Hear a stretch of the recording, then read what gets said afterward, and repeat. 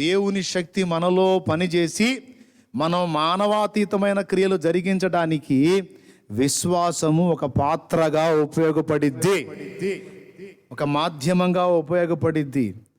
ఎప్పుడైతే దేవుని శక్తిలో మార్పు లేదు, యేసయ్య శక్తిలో మార్పు లేదు, మరి మార్పు వచ్చింది ఎక్కడ? పేతురులో వచ్చింది. దేవుడు పంపే శక్తిని విశ్వాసము ద్వారా పేతురు సంపాదించుకున్నంత వరకు నీళ్ల మీద నిలబడ్డాడు. ఎప్పుడైతే దేవుని శక్తిని అవిశ్వాసము చేత లేక అపనమ్మిక చేత అల్ప విశ్వాసము చేత సందేహించాడో, దేవుని శక్తి అతనికి ప్రసరిస్తానే ఉంది, కానీ అతని పాత్ర చిల్లుబడ్డట్టు అయిపోయింది.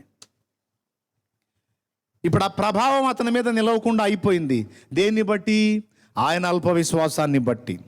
ఇప్పుడు దేవుని శక్తి మన మీద నిలిచి ఉండాలంటే ముందు మనకేం ఉండాలయా? విశ్వాసమే. అప్పుడే మనం దేవుని కార్యాలని, మానవాతీతమైన కార్యాలను చూడగలుగుతాం. చివరికి యేసయ్య వచ్చి నీళ్ళల్లో మునిగిపోయేవాడిని పైకి లేపేమన్నాడు? అల్ప విశ్వాసి. అవిశ్వాసి అనలా, అల్ప విశ్వాసి, ఎందుకు సందేహపడితివి? చూసారా ఏమన్నాడు? నువ్వు సందేహం లేనంత వరకు, విశ్వాసం ఉంచినంత వరకు మునగలేదు, ఎప్పుడైతే డౌట్ పడ్డావో మునిగిపోయావు అని. అంటే అప్పటిదాకా పేతురుని నీళ్ల మీద నిలబెట్టిన దేవుని శక్తి, పేతురు ఎప్పుడైతే డౌట్ పడ్డాడో పేతురు మీద అది పనిచేయటం ఆగిపోయింది. ఎంత డేంజరో చూడండి. మనం దేవుణ్ణి సందేహిస్తే చేతులారా దేవుని ప్రభావం మన మీద పనిచేయకుండా మనమే అడ్డుకట్టలు వేసుకున్న బుద్ధిహీనులం అన్నమాట. అర్థమైందా? నేను చెప్పింది తేటగా అర్థం చేసుకోవాలని మనవి. కాబట్టి ఇక్కడ ఈ 38 సంవత్సరాలు జబ్బుతో కదలలేక మెదలలేక పడి ఉన్న వాణ్ణి ప్రభువు అతన్ని లేపి నిలిపి నడపాలనుకున్నాడు. అనుకొని ఇప్పుడు ఆయన శక్తిని వాని మీద ప్రసరింపజేస్తాడు. ఆ శక్తిని స్వతంత్రించుకునే విశ్వాసం అతనిలో ఉండాలి. ఎందుకంటే ఆ విశ్వాసాన్ని వెల్లడి చేసే క్రియ ఒకటి చెయ్యాలి అతను. అక్కడ ఏం చేయాలో తెలుసా? యేసు ప్రభు అతని వైపు చూచి నీవు లేచి నిలిచి నడో అంటాడు. ఇప్పుడు ఆశ లేనోడికి నిరీక్షణ లేదు, విశ్వాసం లేదు. విశ్వాసం ఆశను పుట్టిస్తుంది, ఆశ నిరీక్షణను పుట్టిస్తుంది. ఓ స్తోత్రం చెప్పు, గట్టిగా చెప్పు. విశ్వాసం ఆశని, ఆశ నిరీక్షణను పుట్టిస్తుంది, నిరీక్షణ ప్రయత్నాన్ని కలిగిస్తుంది. మళ్ళీ చెబుతా వరుస క్రమం. విశ్వాసం ఆశను పుట్టించిద్ది, ఆశ నిరీక్షణను పుట్టించిద్ది, నిరీక్షణే ప్రయత్నాన్ని చేస్తుంది. కాబట్టి ఇప్పుడు అతడు ప్రయత్నం చేయాలి. యేసు ప్రభు అతని దగ్గరకు వచ్చి ఇదిగో నీవు లేచి నీ పరుపెత్తుకొని నడు అంటాడు. అన్నప్పుడు వాళ్ళలో విశ్వాసం లేదనుకో ఆశ ఉండదు, ఆశ లేదనుకో నిరీక్షణ ఉండదు, నిరీక్షణ లేదనుకో ప్రయత్నం ఉండదు. ఏమంటాడో తెలుసా? ఇదిగో నీవు లేచి నీ పరుపెత్తుకొని నడు అని యేసయ్య అంటే పగలబడి నవ్వుతాడు. ఏమని? భలే ఓళ్ళలాగున్నావయ్యా నువ్వు. ఏంది నేను లేవాలా, లేచి నిలవాలా, పరుపెత్తుకొని నడవాలా? అదే ఉంటే ఇగా ఇక్కడ సిట్టింగ్ వేసి 38 ఏళ్ళు ఏమేసి ఇక్కడ కూర్చోవటం మొదలుపెట్టి 38 ఏళ్ళు అయింది.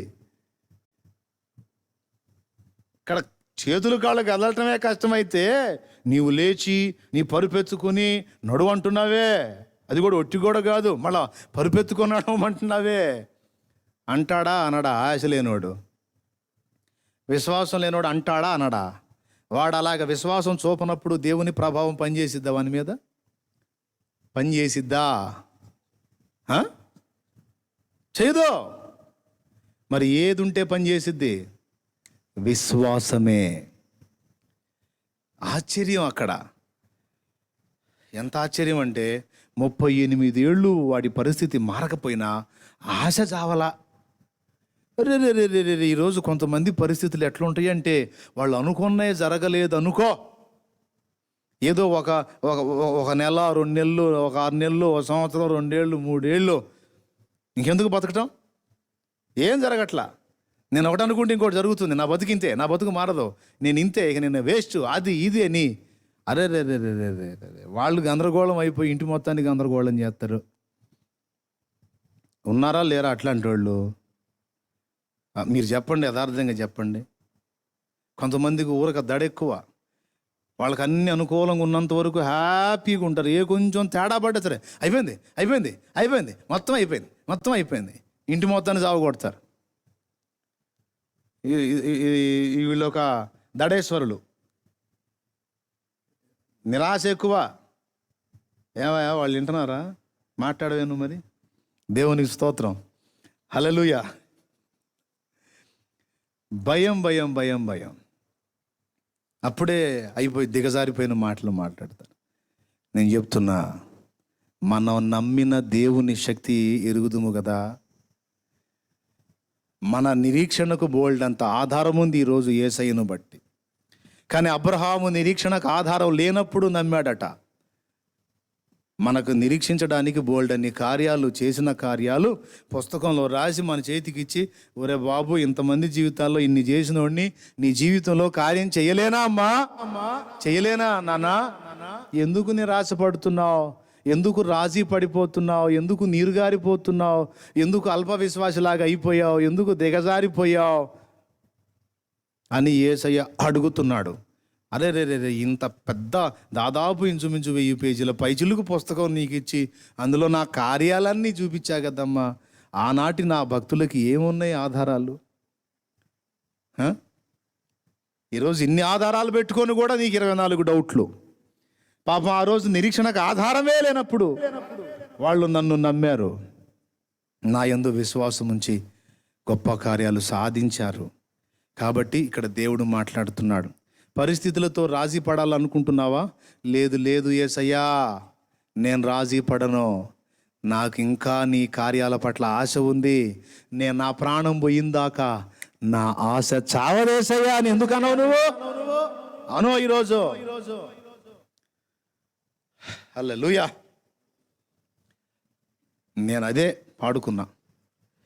వేకువ కోసం కావలివాడు ఆశతో వేచినట్లు, కలత నిండిన నా హృదయం నీకై చూచుచున్నది. వేకువ కోసం కావలివాడు ఆశతో చూచినట్లు, కలత నిండిన నా హృదయం నీకై చూచుచున్నది. నిరాశ ఊబి దిగిరాంది నీపై ఆశ నన్ను నిలిపింది. నిరాశ ఊబి దిగిరాంది నీపై ఆశ నన్ను నిలిపింది.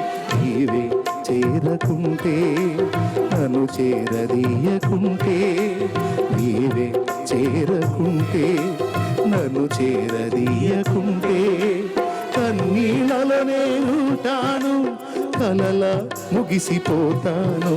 కన్నీళ్ళలో నేనుంటాను, కలలా ముగిసిపోతాను. యేసు నీ కోసం వెదిగే నా ప్రాణం, నా తండ్రి నీ కోసం ఈ నా ఆరాటం. దేవునికి మహిమ.